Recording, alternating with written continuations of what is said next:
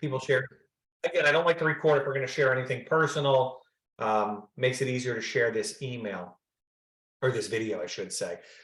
So Jess just gave me actually a little bit of a I think a golden nugget to lean into where I want to go from a training perspective. But she said something, I know a little bit about your business, but I'd like to learn more. And I'll speak in general, and I'd love some comments on this. I'll speak in general for salespeople. Many salespeople feel like they have to do a lot of research before they can be speaking with a prospect. In other words, we're often worried about the call or the meeting where the business owner or the senior leader says, well, you called me, you should know about my business. Anybody have any comments related to that? Or has anybody ever experienced that? You called me, you should know about my business. Anybody have an experience with that? I guess I'm the only one. No? I feel that when I call people, I feel like I should know, but I can't think of a situation where somebody like pushed back on me like that, you know, but I definitely feel that way. And I think that I don't, it makes me more timid when asking those questions. Yeah, because I feel like I'm supposed to know. Yeah. I mean, that has happened to me before. And I find though that when it is that I know not a lot, but a little bit of things about that business, it allows the conversation to be smoother. It allows the trust to be more, because then they realize that it's not about a sale, but it's more personable. They realize that that we're a company of people first and wanting to solve a solution rather than just a sale. So even though I may not know a lot, but the little that I know, it allows the conversation to flow more. I find that happens. Yep. Love it. And John, I love what you said. I feel it sometimes that I should know more. We don't give ourselves that equal business stature. We do think there's a lot of sales folks that I work with that feel as if they have to do research before they even pick up the phone to call a prospect. But let me just share this. I'm going to do this really quickly. This is an email that I got from, and Simone knows Nora. Not everybody here knows Nora, but this is from a cold call. This is the email. I spoke to Tom yesterday. He asked me if we know what to do. He then said, so you're calling me to sell sales training. You don't even know what we do. And then the final story is he won't do business with us based on that. That is our biggest fear, having that type of interaction occur. So this is all coincidental, Jess, because you gave me a nugget to work with. So that's where I'm bringing all these things up. Our mindset is often that we got to know everything. We have to know everything about our product and service. We have to know everything that a customer or a prospect has going on. And therefore, being better prepared in that way, we might win more deals. But what I'm going to give you right now is the rule. You don't need to know everything about your product or service. You don't need to know everything about your prospect. You just have to follow really the process that we're laying out here. And the first slide that I'd love to share is, and this is one of my favorites because it works for me all the time, is something at Sandler. Sorry, I had to shrink that up a little bit. Something at Sandler that we call the dummy curve. Now, Jess, I feel like I'm picking on you today, but I'm really not, I swear. I've had Wharton, you're a Wharton grad, correct? Ivy League also, right? That Wharton's in that Ivy League space. I've had several Ivy League clients over the years, and they don't like the name of this slide. They don't like the term dummy curve. Andy, I believe we're renaming it. It's going to be at some point retitled the learning curve. Yes, correct. But Dave, you would be a more politically correct if you didn't use slides from the 1980s, for God's sake. What is this for? Listen, we're not here to critique my slides. We're trying to provide some knowledge. Kyle, you look like you want to laugh, but you didn't laugh. You're all right with my slide, Kyle? The slide's going to make it? Say that again? You're okay with my slide? I'm good with it. You know, I'm all for the nostalgia. All right. You're good with nostalgia. You can't, sometimes we get caught in our ways. I love it. So let's take the slide out for a second. Boris is laughing. I'm not sure about that. And he's pretty close to me, so I can come down and see him. The concept here is an absolute home run. We don't have to know everything about our product and service. We really have to carry ourselves with credibility, and we have to ask the right questions. And the dummy curve actually, or the learning curve actually lays this out really well from a selling perspective. I like to use myself, and by the way, some of you guys might be aware of this. You've seen a salesperson who's new to an organization come out of the gate and do really well. We might call it, beginner's luck and whatnot. And we would call that really early on in the product knowledge of that individual, high commission. They don't really know much about that, what they're selling, but they do pretty well. We call those rookies, rookie salespeople. And what is it about a rookie salesperson? Why do you think they do pretty well in the world of sales? They ask more questions. Because they don't know a lot about their product, right, Simone? Right. What else do we know about these folks?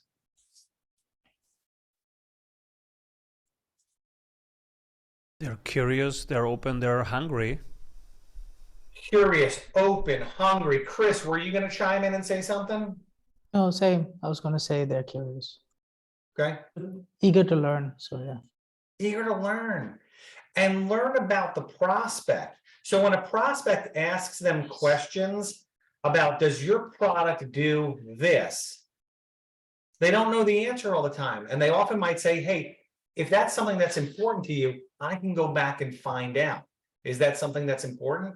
So in early phases, when salespeople don't know anything or know very little, they allow their vulnerability and their curiosity to carry them. But what do most salespeople want to do? They want to learn everything about their product and service, and they want to start talking about it. So back here, and Simone, you nailed it, the prospect is probably doing 70% of the talking. When we get into the amateur phase, and this is where my suspicion is about 80 to 85% of salespeople land, they learn everything about their product and service, and they actually talk about it. And they show up and throw up. Sales go down, commission goes down, and they land in this amateur phase. And then over here, and this is what we're teaching, very few, the exceptional ones, break out. We go back to that 70-30 balance. They move into the professional phase. They might know the answers to questions that they are being asked. However, they strategically answer either with a reverse or answer the right questions based upon what the prospect is giving them. So for example, me and Andy might get asked the question, hey, does Sandler, can you guys help us with prospecting? Andy, I'm sure you've heard this question. And we can say, of course we help with prospecting. And let me tell you how we do that with people. That's amateur. We do it. Let me tell you how we do it. Professional is, it's a great question. When you ask about prospecting, what is it specifically that you're looking for? And now, who's doing the talking?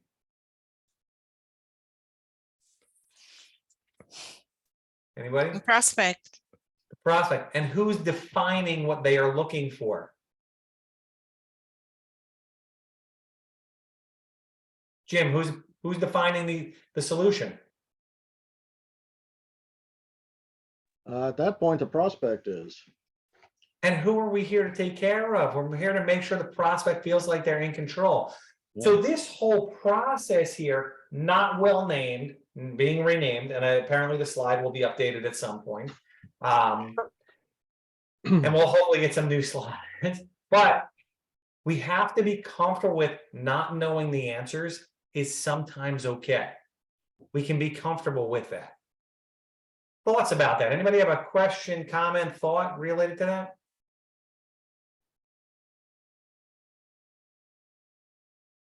No? I just found in a previous sales situation I was in that the ones that seemed to have the most trouble, the problem was they would come on, start trying to sell them stuff instead of, and one of the things that we learned a lot in that from what they had was you want to, they're only going to buy for, in that environment, they're only going to buy one. You need to figure out which one they want to buy and then help them buy it rather than trying to sell them stuff. And if a salesperson's doing all the talking, you're not going to find out what that is. And that was the biggest obstacle that a lot of people had. Yeah.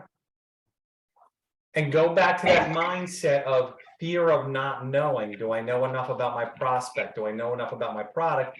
Therefore, we get in the way of the sale pretty often. Just what's going on between our ears. So we've got to be careful of that. It's okay. Sandler gives you a little bit of room to not know all of the information. Better understand the prospect's needs. Let me go here. So if you go back to where we were last week, think about what your product does. Does your product do this, or can you do that? Think about some of those questions maybe you've gotten over time. Does your product slice branches off of trees? And instead of saying, yeah, it does, tell me more about that. Let me better understand what size branches you're trying to take down. We have a problem with our call center. Jim, that might be something you hear. We've got a problem with our call center. If you heard a prospect say that, how excited would you get? That'd be good, right? And our brain should go, tell me more about that. Yeah. I need to better understand. Back to the pain funnel. I hate the existing setup with our current vendor. Help me learn, help me better understand why.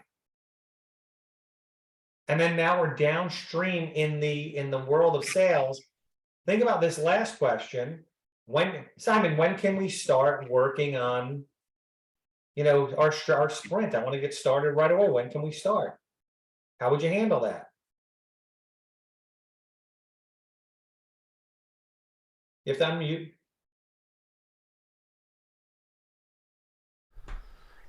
I'm glad we're talking about starting, because I'm really keen on getting your first results. What are the number 1 and the number 2 results that we need to tackle?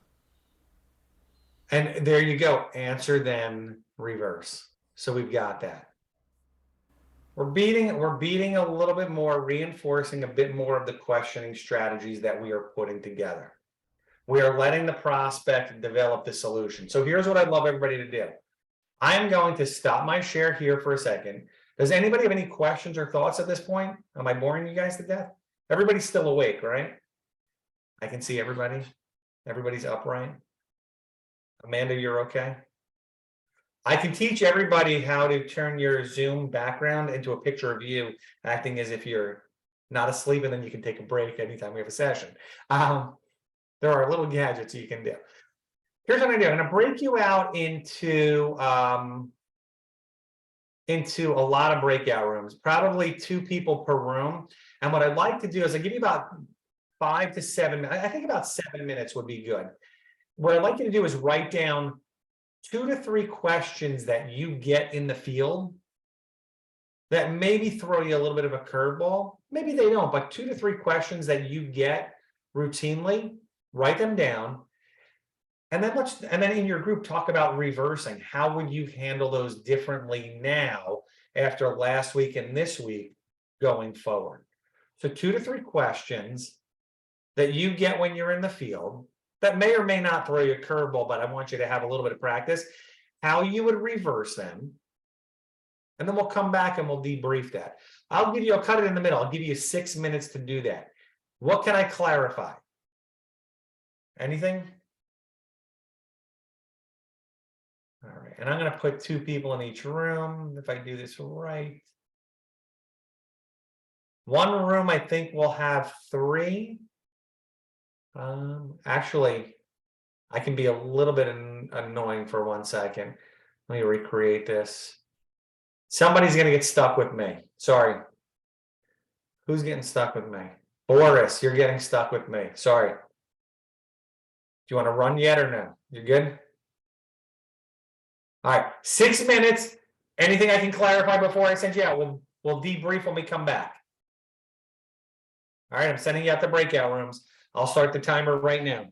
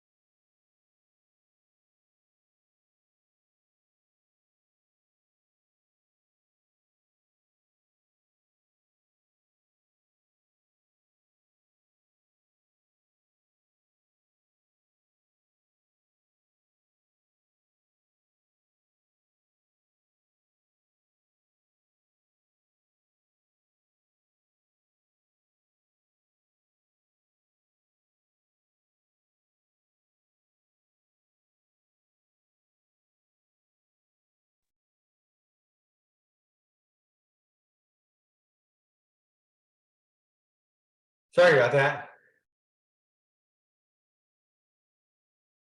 Yeah, with the lead times, there's a little bit of that mentality also of, hey, our lead times aren't great right now. So it's, we sometimes have to, we sometimes get defensive about it. How do we not defend ourselves, but have a better conversation about what lead times are? Yeah, I think that's true, because I think sometimes in the past I would have, if it was something where, oh, I don't have it, but I can get it in 3 months, which that's like typical. I almost in my head go, well, they're not going to want to wait that long, so I'm not going to I kind of almost like dissuade myself from bringing up. If it doesn't feel like,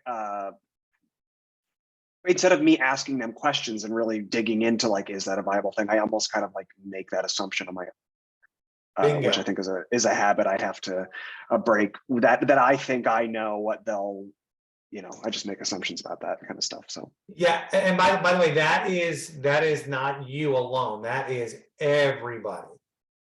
That's every salesperson. So what I'd like to do is let's get, and by the way, everybody is going to be muted. What are some of the questions that popped up in your breakout room, and how did you handle them?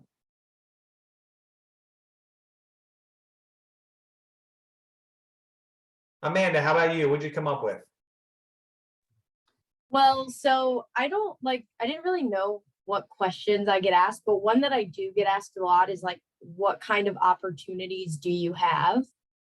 And normally I say like, we work with in-house and law firms, but instead maybe I could say like, what opportunities are you looking for? Yeah. Like, just, I don't know. That's like the main question that I get. Or you could stay behind the pendulum and they ask what types of opportunities are you working on? You just say, hey, not very good ones. Nothing. Right. Just, all right, I was trying to be funny, but thank you, Right. Simon and Rachel, for smiling. Right. All right. But no, that's great. These are the types of questions that we are getting. What types of opportunities do you have? Hey, before I get into that, what types of opportunities are you looking for? Awesome. Who was your breakout partner? Rachel. Rachel. What did Rachel come up with? She works with beer, I found out. She's so she like sells beer. What? Yeah. She's always smiling. What- So it makes sense. what kind of beer? I didn't ask. Yeah, I mean, all types, anything from like craft to craft Mexican, Indian beer, a local beer, all the above. You had a chance to reverse them, Rach. Come on. What are you drinking? What am I doing? Check your Yes. chat, Rachel. Yes, John, All good. is that important to you? What kind of beer I sell? Oh, there yeah. you go. Rachel coming up big. Yep. This is All this is a very hard thing to reverse. Your parents have been asking you questions and you're giving them answers, and everybody else in your life, you've been giving them answers. It's a hard habit to break, but it is so powerful. Yes. Simon, what'd you come up with in your room? I had a great session with Chris. He helped me find a reversal to a question that gets me off guard. And that's, so you scale my agency, and how much is the effort that we have to put in? And I usually come with an answer and with the whole process. And he gave me a great idea on how to reverse it. I wrote it down. It's how can we work together to get your agency on the growth plan that you deserve? Boom. Reversed. Love it. There's the reversal. Awesome. And Chris, what did you get? What was Chris's question? So Severino said that basically it was the last point that we discussed in the chart, which is when would you like to start? And he said, and normally our answer would always be our implementation timeline is 4 to 6 weeks. And so what Simon said was that should ask them the same question back, is state that it'll take 4 to 6 weeks to start, but do you have an earlier timeline in mind?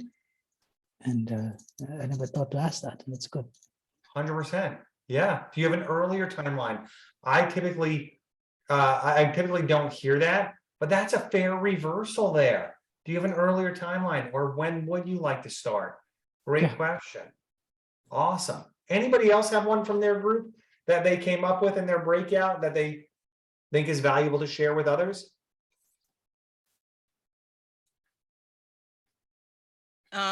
For our group, I worked with Jess. There was one already working with a company. So it'd say 2 things. The first one, it's great that you're already working with a company. But before I get off the phone, what do you like about them? One way. Or if they say, again, already working with a company, Jess was also suggesting that we could say, tell me a little bit more about that. There you go. Easy. Jess, any others from your group? From you and Simone? Yeah, Simone was helping me with my most common one, which is, can you send me pricing? She, she had a good comment on, yeah, sure, that's a good question. Is it pricing? What's more important to you, the pricing or the service? There you go. Love it. Love it. And I won't say all of us get hit with that pricing, but I think we all get hit at some point. And that's the one where our antenna should go up. You don't want to price things prematurely, because then we ain't getting the business in all likelihood. They view you as a vendor and they're only comparing on the ultimate cost. And my suspicion is, in this forum with Sandler, consistently, we are not the lowest cost providers in our industries. Jess, I'm sure, well, Jess is going to tell me, I'm sure I can get a dumpster cheaper elsewhere. Yes. It's pretty consistent across the board. Simone, I can get cold calling services elsewhere, much less expensive than you guys, much lower Definitely. investment. 100%. Definitely. Awesome. Any questions or thoughts right now? Andy said something that bears worth repeating. We have been, and I said it last week, we've been conditioned to answer questions our entire life. We've also been conditioned to smoke screen our questions. Remember, we talked about the dummy curve. Nobody wants to look like a dummy. So most people will smoke screen their questions when they don't know something, or when they're conditioned to ask a specific question. So I'm going to give you a very old Sandler story. So you think my slides are old? Andy's gonna go, Dave, we hear this from all the older folks at Sandler. But there's a great story about a kid playing in his backyard. So if you could imagine this, and Jim, this is not you, but it is little Jimmy, just so you're aware. So we're not picking on Jim up in the corner.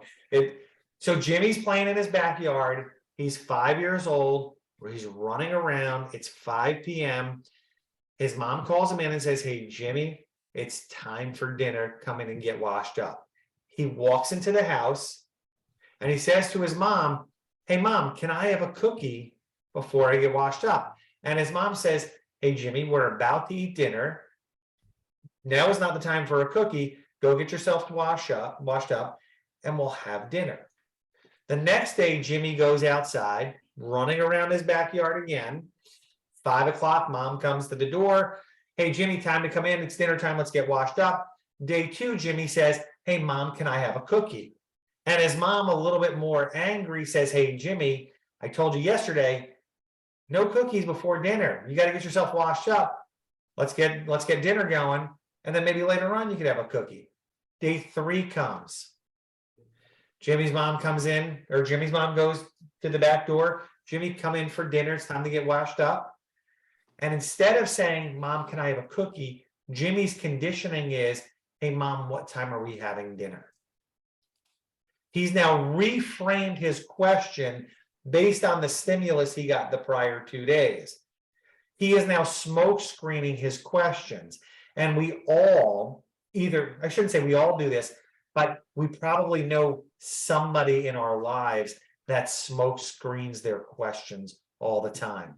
Before they ask you for a favor on Saturday, before I ask Chris or Kyle to help me move some furniture on a Saturday at 3 o'clock in the afternoon, I say, hey, Chris and Kyle, what are you guys doing Saturday afternoon? I start to try to clear the smoke. Hey, you're probably not going to be around at 3 o'clock, are you? Then they make a little bit of, yeah. Well, now in their brain, they're going, wait a second, should I be available or not? What is Dave bringing me into? Jess, jump in here. Dave, that's how you ask for volunteers before you tell us what we're volunteering for. That's the move. By the way, me asking for volunteers is not working very well these days. I've done it one too many times. So we have to be aware. Everybody is smoke screening their questions. And that's why we've got to work on peeling back that onion, reverse, soften plus reverse, and dig a little bit deeper into the conversation. Jess, thank you for saying that. Let me just pop this up for 1 second here. And John and I were just talking. And John, I'm going to forget why we were talking about it, but I'll hit the first one. Your value as a sales professional and ultimately the amount of your commissions is determined more by the amount of information you gather than by what you dispense. I don't think there's anybody on this call based upon our interaction that wouldn't agree with that at this point. And John and I were talking about this second one, no mind reading.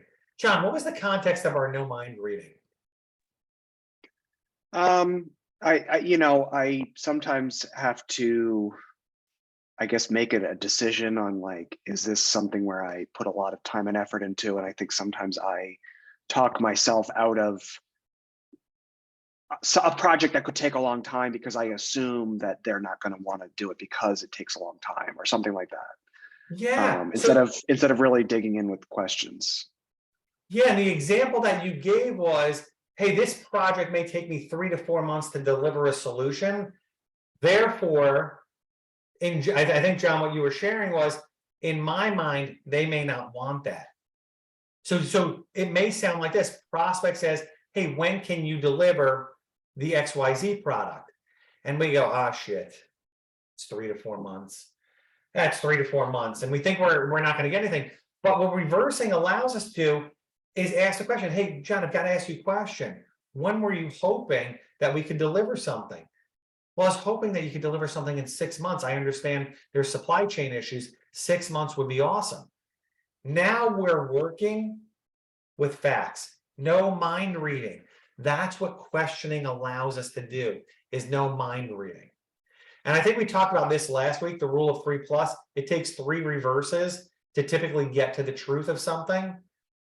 Now, don't use that as ironclad data because I don't want you reversing for the sake of reversing. I think we all have to be in a position where we're reading the situation and know when to reverse and not to, and we'll consistently get better at it.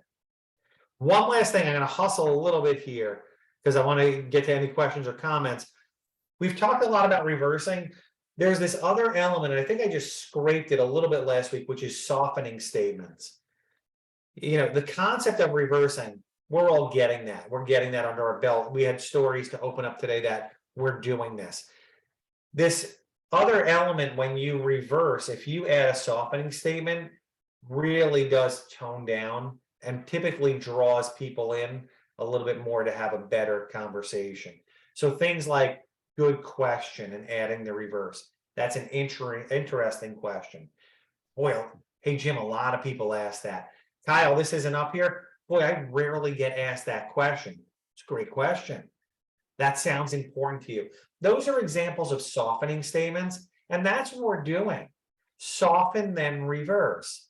And I noticed in some of our reverses, we're answering and then reversing. Great technique, not even in the content here. Because I would call that a level 2 or a level 300 questioning strategy. It allows our brain time to catch up. Here's the answer. Oh, Trapani or Andy told me that I should be reversing. Let me reverse that. Answer, then reverse. You can do it. You can bake it back in. It's a great way to get there. All right, Well, one of these that's underused, Dave, is that sounds important to you. How do you feel about that? 100%. Sounds important. Underused. Underused. Questions or comments as we start to wind down our time? All right, I'm gonna change this and move this back for 1 second. Prospect says to you, I heard you guys are expensive.